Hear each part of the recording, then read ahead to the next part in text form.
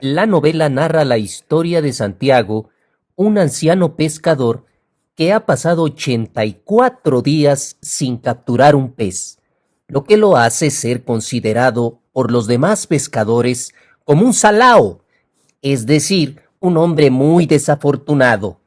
A pesar de su mala racha, cuenta con el apoyo de Manolín, un joven aprendiz a quien entrenó, que lo ayuda a preparar su equipo y le trae comida, aunque los padres del chico lo obligan a pescar en otro bote más afortunado. En el día 85, Santiago decide aventurarse solo en su pequeña embarcación hacia aguas profundas del Golfo de México, más allá de donde van los demás pescadores. Allí engancha a un enorme marlín, un pez espada gigante que comienza a arrastrar su bote durante 3 días en una batalla épica. Santiago admira y respeta al pez como un adversario digno, sintiendo compasión por su fuerza y nobleza, mientras reflexiona sobre la vida, la naturaleza y su propia existencia. Durante la lucha, el anciano sufre dolores intensos. La línea le corta las manos y la espalda, pasa hambre y sed y debe comer atún crudo que captura para sobrevivir. En el tercer día, el marlín se cansa y Santiago logra arponearlo y matarlo. Lo amarra al costado de su bote para regresar a la costa. Sin embargo, en el camino de vuelta, atraídos por la sangre, varios tiburones atacan el marlín. Santiago lucha ferozmente contra ellos usando su arpón, un remo y hasta un cuchillo improvisado. Pero los tiburones devoran la mayor parte de la carne, dejando solo el esqueleto cuando llega a la orilla. Al amanecer, exhausto, Santiago se arrastra hasta su choza y se duerme profundamente. Manolín lo encuentra por la mañana, llora al verlo en ese estado y promete volver a pescar con él. Los otros pescadores miden el esqueleto del marlín, que mide 18 pies, unos 5.5 metros, y lo admiran por su tamaño. Unos turistas confunden el esqueleto con el de un tiburón. La novela concluye con Santiago soñando con leones en una playa africana, simbolizando su juventud y vitalidad perdida.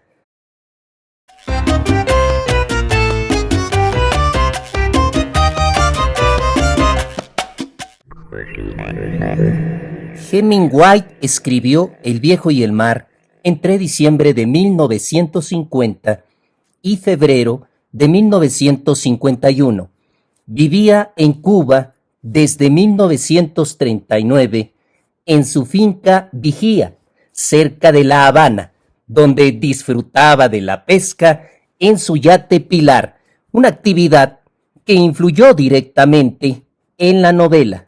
Este era el contexto de la posguerra de la Segunda Guerra Mundial, en una época de reconstrucción global y el inicio de la Guerra Fría, con tensiones entre Estados Unidos y la Unión Soviética. Cuba, en ese momento, era un destino turístico popular para estadounidenses, pero se acercaba a la Revolución Cubana.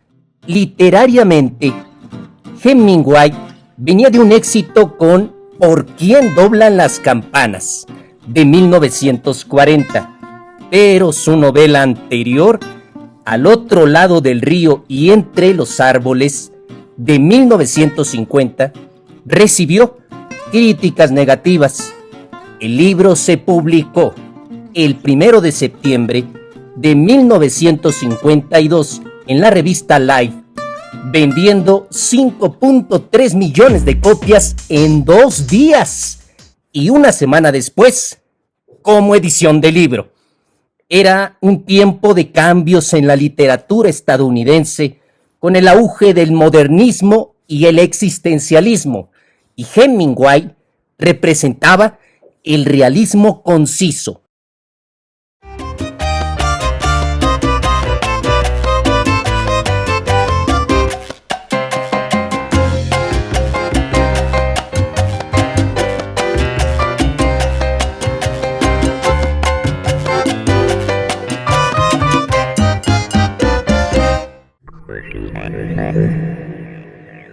Hemingway escribió la novela en un momento de crisis. Tras la mala recepción de su obra anterior, buscaba redimirse y probar que aún podía crear una obra maestra sencilla, pero introspectiva.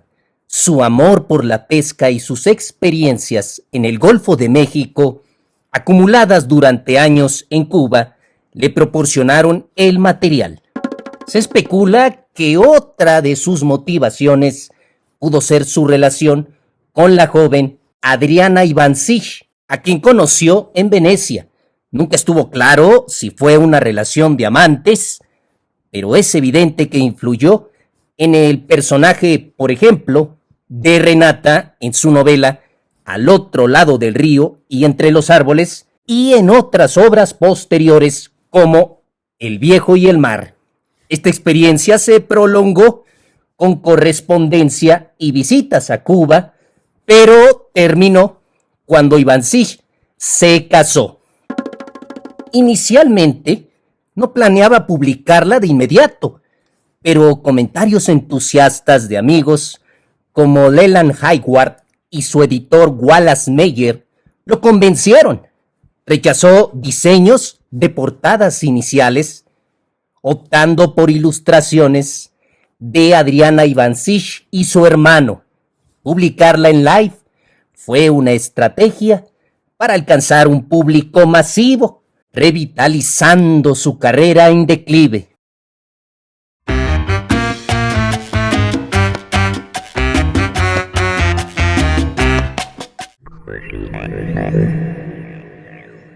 Fue inspirada en la vida de los pescadores cubanos de Cojimar.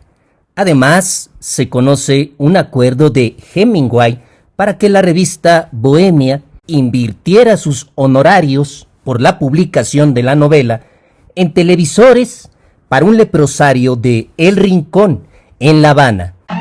La historia se basa en un relato que Hemingway escuchó en la década de 1930 de su guía Carlos Gutiérrez sobre un pescador que luchó con un marlín gigante, todo ambientado en la isla de Cuba. También se inspiró en un ensayo que publicó en la revista Skill en 1936, que cuenta la historia de sus experiencias pescando en la corriente del Golfo.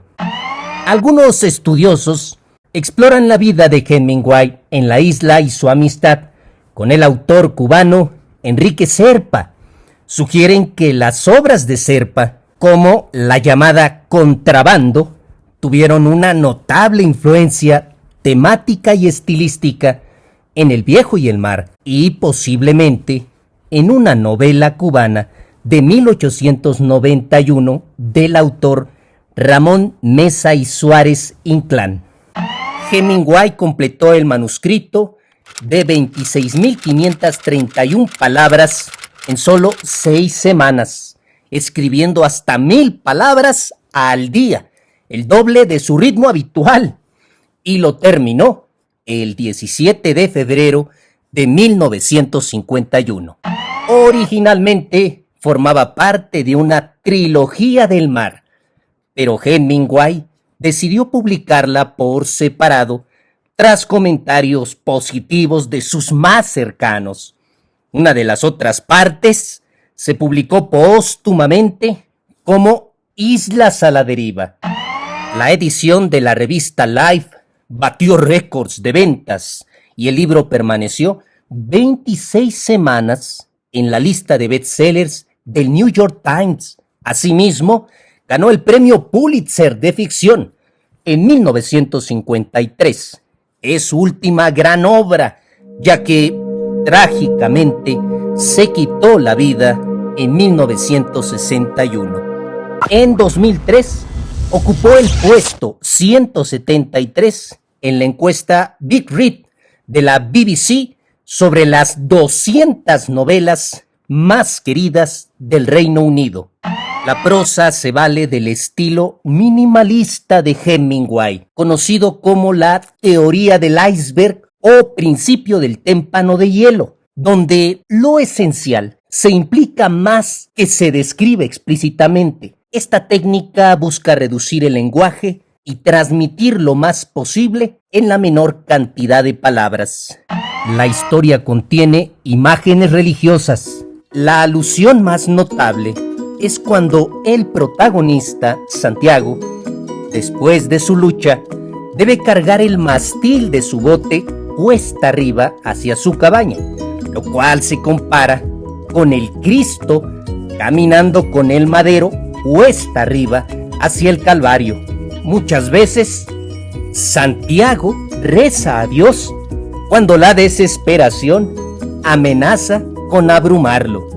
Ernest Hemingway recibió el Premio Nobel de Literatura en 1954, concedido por el conjunto de su obra, siendo El viejo y el mar un factor importante en este reconocimiento. Tras obtener el premio, Hemingway tuvo el gesto de depositar la medalla en el Santuario de la Virgen de la Caridad del Cobre.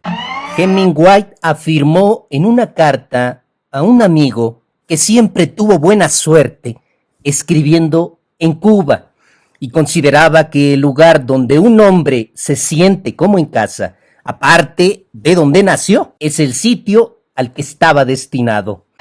Hemingway mismo afirmó que si hacía a sus personajes y situaciones lo suficientemente buenos y reales, significarían muchas cosas, aunque él intentara simplemente crear un viejo de verdad, un chico de verdad, un mar de verdad, un pez de verdad y tiburones de verdad.